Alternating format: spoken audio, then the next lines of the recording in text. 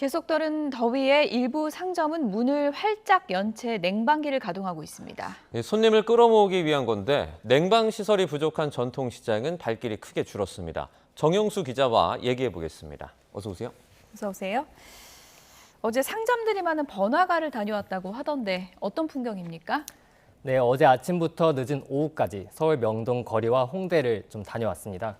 평소 여름철에 문을 열어둔 채 가게를 운영하는 상인들을 쉽게 보실 수 있을 텐데 폭염 중대경보가 내려진 올해도 마찬가지였습니다. 어제 제가 한창 취재하던 오후에 서울은 35도를 넘겨 숨이 턱턱 막힐 정도였지만 명동 상점가와 홍대 골목은 시원할 정도였습니다. 손님들을 끌어모으려고 1층에 밀집한 상점가에서 워낙 냉방을 강하게 하다 보니 가게 바로 앞이 아닌 4m에서 5m 거리에 있어도 냉기가 느껴졌습니다. 에너지 낭비가 우려되지만 상인들은 매출 부담에 어쩔 수 없다고 말했습니다. If you close door, possible not come. We need to open. Open here 10 a.m. until 11 half. Yes, open. 임대료가 정말 비싼데 이미 적자거든요. 그래서 냉방비를 걱정할 수준이 이미 넘어섰고. 네, 근데 문 열고 이렇게 냉방을 하는 게 단속할 근거는 없다고요? 네, 지자체에서는 상인들의 계문 냉방을 단속하거나 또 과태료를 부과할 수 있는 근거가 없다고 설명을 했습니다. 기후에너지환경부에서 에너지 사용 제한 공고를 발표하면 이에 따라 단속에 나설 수 있지만 마지막 공고는 10년 전인 2016년이었고 이후에 발표된 적이 없습니다.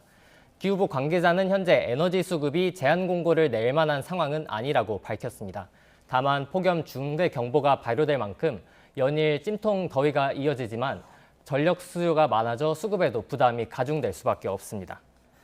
결국 강제 단속보다는 상인들이 에너지 절약에 자발적으로 참여하도록 유도하는 것이 현실적인 대안이라는 지적도 나옵니다. 뭐 잘하는 건 아닌데 잘못한 건데 그래도 요즘에 매출이 워낙 안 나오니까 또 상인들의 그런 절박한 심정도 이해는 좀 가고요. 전통시장 상황은 더 열악할 것 같은데 어떻습니까? 네, 맞습니다. 홍대와 명동과 같은 번화가는 상가 내부나 또 골목도 한결 시원했습니다. 네. 하지만 전통시장인 서울 영천시장에 취재진이 가보니까 이곳은 떼약볕이 내리쬐는 바깥보다도 오히려 온도가 더 높았습니다. 시장에 그늘막이 있기는 하지만 그 시장 안에 기름이 튀기고 전을 굽는 곳이 많아서 내부 열기가 뜨겁기 때문입니다. 이렇다 보니 최근 시장을 찾는 손님 발길이 끊겼습니다. 시간이 아예 없어요. 아침에만 잠깐 필요한 거 사려고 좀 마트 쪽이 여기 있으니까 오지. 낮에는 한산하고. 이 때문에 사실상 3분의 1 정도는 문을 닫고 휴가 기간에 또 들어갔고요. 네. 일부 남은 상인도 에어컨과 같은 냉방 설비도 없이 차가운 음료와 선풍기만으로 버티고 있었습니다. 네, 또 건설 현장 노동자들 밖에서 일하다 보니까 폭염에 이렇게 노출되기 쉬울 것 같아요. 네, 맞습니다. 저희 취재진이 지금 의정부 아파트 건설 현장에 나가 있습니다. 네. 42층짜리 아파트를 짓는 곳인데 현장에 떼약볕이 내리쬐기 때문에 더위에 그대로 노출이 될 수밖에 없습니다. 의정부 지금 체감 온도가 34도 정도인데 현장에서는 40도 넘는 체감 온도가 기록이 됐습니다. 무더위와 싸우기 위해서 현장에서는 텐트를 세워 그늘을 만들어 두고 이동식 에어컨과 대형 선풍기까지 동원했습니다. 또 너무 더워서 오래 일하기 힘들다 보니 최근 2주 동안은 평소보다 이른 새벽 5시 반에 출근해 더워지기 전에 모든 작업을 마친다고 합니다. 네, 뭐 고층에다 지금 콘크리트까지 있고 하니까 또 온도가 상당히 올라갈 것 같아서 휴식을 좀 잘 취하면서 일해야 될 것 같습니다. 온열질 환자 계속 늘고 있는데 이제 하루 200명까지 넘더라고요. 네, 맞습니다. 그제 하루 동안 온열질 환자가 모두 208명으로 집계가 됐습니다. 예. 네, 이 가운데 사망자도 1명이 포함이 됐고요. 같은 날짜인 지난해 8월 5일을 기준으로 했을 때 지난해에 비해 온열질 환자 수가 3배를 훌쩍 넘으면서 중앙재난안전대책본부의 긴장감도 높아지고 있습니다. 네. 축산 농가도 비상이 걸렸다면서요? 네, 지금 저희 취재진이 젖소 농가에 지금 방문해 있는데 젖소가 추위에는 강하지만 또 더위에는 약한 동물이라고 합니다. 네.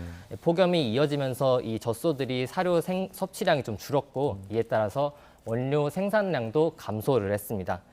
지금 취재진이 방문해 있는 농가에는 지난 5월 하루 평균 원유 생산량이 2,400리터 정도였는데 최근에는 1,900리터대까지 떨어지기도 했습니다.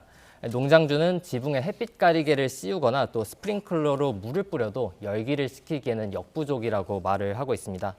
또 이렇게 경기도에서 폐사한 가축들만 지난달 13일부터 어제까지 13만 7천여 마리로 집계가 됐습니다.